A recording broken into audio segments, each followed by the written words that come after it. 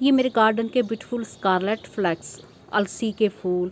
तो ये खाने वाली अलसी नहीं होती है, ये ऑर्नामेंटल अलसी होती है। और इसके जो सीड ग्रो किए जाते हैं हमारे यहाँ का जो मौसम होता है ज़्यादातर महीने गर्मियों के होते हैं। तो अक्टूबर के महीने में अगर पहले हफ्ते थोड़े मौसम में चेंज होने लगता है तो तब ग्रो कर देती हूँ, नहीं तो दूसरे हफ्ते तो मैं इसे ग्रो कर ही देती हूँ। तो 3.5 महीने में, 3.25 महीने में इसमें फ्लावर्स आना जो स्टार्ट हो जाते हैं। तो बाकी केयर बताऊँ, इसे ग्रो करना जो एक बड़ा मेहनत भरा काम होता है। जैसे ये है कि हम ढेर सारे कई तरह के फूलों के पौधे लगाते हैं, तो छोटे पौध होती है। इसके जो पौधे होते हैं जब हम ग्रो करते हैं तो बिल्कुल छोटे छोटे होते हैं। तो पानी देने में जब हम बड़ी जल्दबाजी कर देते हैं तो इस चक्कर में, जल्दबाजी के चक्कर में क्या होता है कि कई बार पौधे हमारे छोटे छोटे पौध जो मर जाती है और कुछ एक बनी रहती है। तो मैं फिर क्या करती हूँ, अगर जल्दबाजी में ऐसा काम हो गया हो जहाँ फिर ड्रेनेज सिस्टम ठीक ना हो, तो ड्रेनेज सिस्टम बढ़िया होना चाहिए, मिट्टी इसकी उपजाऊ और भुरभुरी होनी चाहिए।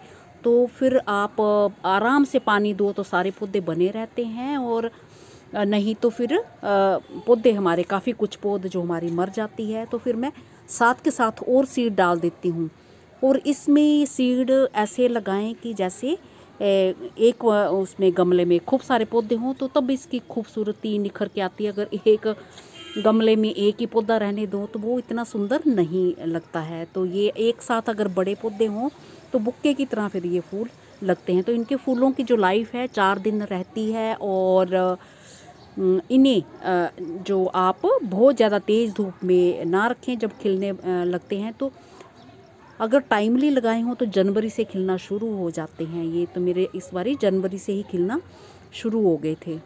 तो एक ज़रूरी चीज़ इन फूलों के बारे में और भी बताऊं कि इनके जो पौधे अगर घने हो गए हों तो जिनको खुराक मिल जाती है वो तो खिलना शुरू हो जाते हैं। और जिनको खुराक में कंपटीशन लगा रहता है, पौधों में छोटे रह जाते हैं, उनमें भी फूल आते हैं और सब पे बीज भी बनते हैं।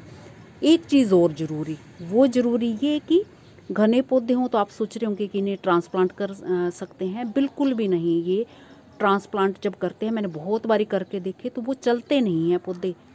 तो इसलिए मैं फिर चाहे जैसे भी हों, छोटे हों बड़े हों, एक ही गमले में रहने देती हूँ। हाँ, बाई चांस अगर कोई आधा एक आधा चल पड़े तो मैं कह नहीं सकती, वैसे ये चलते नहीं हैं।